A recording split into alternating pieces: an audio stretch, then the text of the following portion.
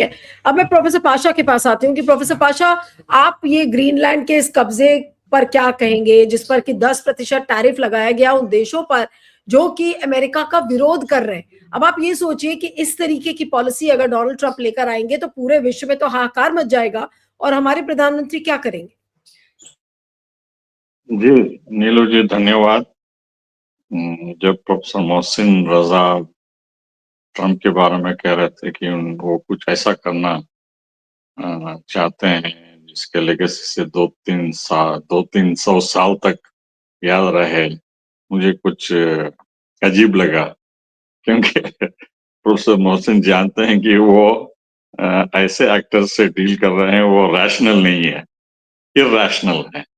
कोई भी लीडर इतने बड़े महान पावर का इस तरीके से इंटरनेशनल लॉ को चैलेंज करना, यूएन को चैलेंज करना, अपने ही साथियों को चैलेंज करना, ये देखिए, ये मुझे लगता है कि ये इनसिक्योरिटी है, पर्सनल इनसिक्योरिटी है। और ही नोज दैट ये इम्पीचमेंट की तरफ ये जा रहे हैं, चाहे वो सुप्रीम कोर्ट की निर्णय की इंतजार में टैरिफ के हो या उन्हीं के रिपब्लिकन पार्टी लीडर्स जो है, अब वो हैरान और परेशान है कि अमेरिका किस दिशा में जा रहा है, ट्रंप किस दिशा में ले जा रहे हैं, और उन्होंने क्या वादा किया और कहाँ पहुंच रहे हैं के गोल से, वेनेजुएला से लेके पनामा से लेके अब ग्रीनलैंड और दूसरे देशों से। तो ये basic root cause Donald Trump का और अमेरिका का है, उनकी आर्थिक बिगड़ती हुई आर्थिक स्थिति। मैं ये मान के चल रहा हूँ कि ये इनका जो कर्जा है 38 ट्रिलियन प्लस, और जो इंटरेस्ट दे रहे हैं 1 ट्रिलियन प्लस, और ये इनका जो डिटर्मिनेशन है मैन्युफैक्चरिंग को दोबारा अमेरिका लाना, ये नामुमकिन है। और इनका वादा कि 50% डिफेंस बजट इंक्रीज करेंगे 1.5 ट्रिलियन को, तो ये कहाँ से पैसा आएगा? ये कर्ज लेना होगा और उनका डेट और बढ़ेगा। तो ये मागा जो उन्होंने बनाया या उनके सपोर्टर्स ने बनाया, तो उन्होंने कहा कि मेक अमेरिका ग्रेट बहुत अच्छी बात है, लेकिन मेक अमेरिका ग्रेट करके ये टैरिफ वॉर उन्होंने जो शुरू किया, देखिए टैरिफ जो है जो लगाए गए हैं भारत पे या दूसरे देशों पे, कौन देता है टैरिफ के? ये अमेरिकन सिटीजन्स दे रहे हैं। वहां की कीमतें बढ़ गई हैं। देखिए, जो भी भारत एक्सपोर्ट करता है वो दाम तो घटाए नहीं है, ना जापान चाइना कोई भी घटाए नहीं है। तो अमेरिका में जो खरीदारी होती है, अमेरिकन को हर्ट कर रहा है, उनको नुकसान हो रहा है, और कॉर्पोरेट सेक्टर परेशान है कि उनको ये चुकाना पड़ रहा है।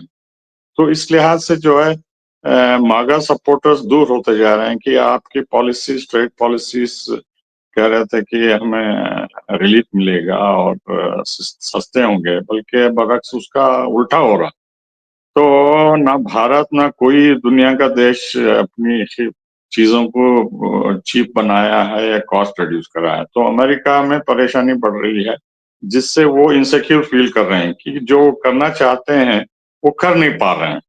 जैसा अब ये वेनेजुएला का प्रेसिडेंट को सीज कर लिया, वहां का ऑयल पे सीज करने का ये कर रहे हैं। तो वहां के एक्सन ऑयल चीफ ने खुद कहा है कि ये it's hopeless country to invest. हमने 2 बार किया और दोनों बार नेशनलाइज हो गए, अब क्या गारंटी है कि अब ट्रंप के बाद ऐसा ही नहीं होगा। तो इसी तरह मैन्युफैक्चरिंग का भी हो रहा है, कोई भी इन्वेस्ट लार्ज स्केल में करना नहीं चाहते। तो अब जो है तीसरी बात ये है, और इरेशनल और टैरिफ के बाद ये अमेरिका के साथी भी अब उठ खड़े हो गए तलवार लेके। यूरोपियन यूनियन को ही वो टैरिफ लगाना चाहते हैं। तो अब इमरजेंसी मीटिंग आज संडे को बुलाए हैं यूयू के चीफ, जो कि रिपब्लिक डे के चीफ गेस्ट होंगे यहाँ भारत में। तो अब ये क्या निर्णय लेंगे? तो अभी तक तो बरतानिया सपोर्ट करता था जो भी कदम हो, रशिया के टैंकर सीज करना या हूती में या गाजा में, या जो भी कदम अमेरिका उठाता था। तो अब ये फूट हो गई है अमेरिका के अंदर ही नहीं तो यूरोपियन यूनियन और अमेरिका के बीच में। भाषा में समझे प्रोफेसर पाशा, इसको आम आदमी की भाषा में समझे तो जो अमेरिका के अभी तक दोस्त थे वो आज अमेरिका के खिलाफ खड़े हो गए, क्योंकि डोनाल्ड ट्रंप का जो लालच है या फिर जो उनका जो ग्रीनलैंड कब्जा करने का जो एक मंशा है वो इतनी ज्यादा गहरी हो गई है कि वो उनके दोस्त भी अब उनको छोड़ते चले जा रहे हैं। ये कैसे रिजल्ट होगा? क्या अब अमेरिका और जितने नेटो के एलाइज हैं उनके बीच में लड़ाई की क्या संभावना बढ़ जाएगी? लड़ाई की तो नहीं है, लेकिन फाइनेंशियल वॉर शुरू हो जाएगी। देखिए, अब चाइना भी सबक सीख लिया है वेनेजुएला से। यहाँ मेरे पास बिजली चलेगी है गुड़गांव में, नहीं नहीं, जब लेकिन मैं तक। आपको देख सकती हूँ, आपको आप मैं आपको देख सकती हूँ और आपकी आवाज भी साफ आ रही है, इसलिए आप बोलिए, हाँ, कोई दिक्कत नहीं, मैं ये कहना चाहता हूँ कभी भी स्नैप हो सकता है, बाद में फोन यूज करूंगा मैं।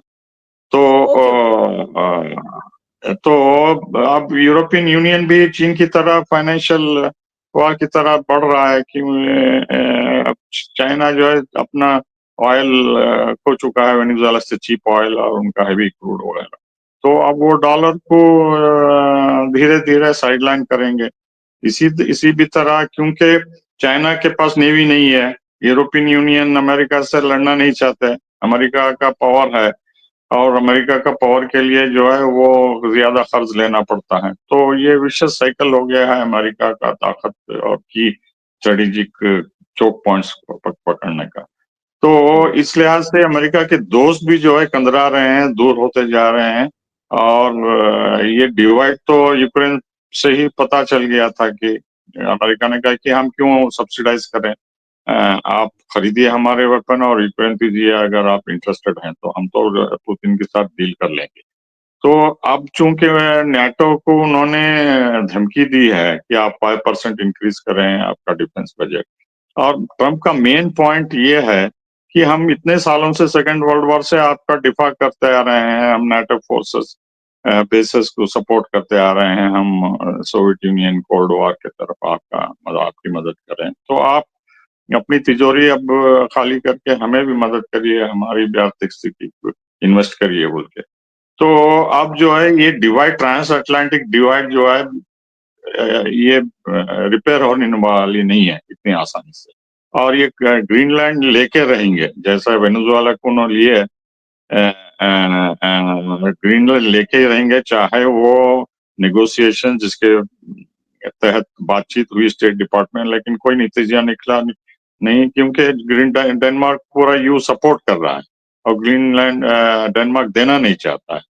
और ये नेशनल सिक्योरिटी बोल के जो है रशिया और चीन को वहां से भगाना चाहते हैं और वहां के रेयर अर्थ मिनरल्स वगैरह को ये करते हैं। देखिए, नेशनल सिक्योरिटी बोल के ये गुमराह कर रहे हैं अमेरिका और उनके दोस्तों को। इसमें कोई नेशनल सिक्योरिटी नहीं है, ये है सिर्फ ग्रैबिंग ऑफ रिसोर्सेस, देखिए, क्योंकि इसका रेयर अर्थ मतलब मिनरल्स।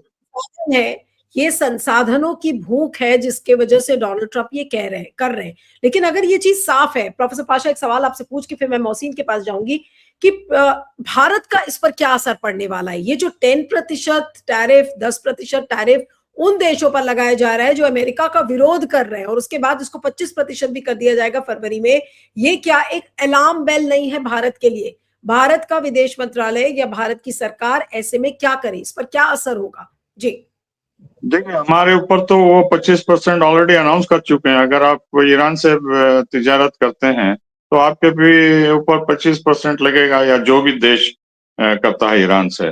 चाइना ने इनकार कर दिया, रूस ने इनकार कर दिया, टर्की ने इनकार कर दिया, यूएई ने इनकार कर दिया, लेकिन हम चुप बैठे हैं। तो इस लिहाज से जो है हम जो साइलेंस मेंटेन कर रहे हैं जनवरी से, वही मेरे ख्याल से आगे भी इस साल भी वही होगा। हम ना कुछ कहेंगे, ना कुछ बोलेंगे, ना कुछ कदम उठाएंगे, धीरे धीरे हम सहते रहेंगे।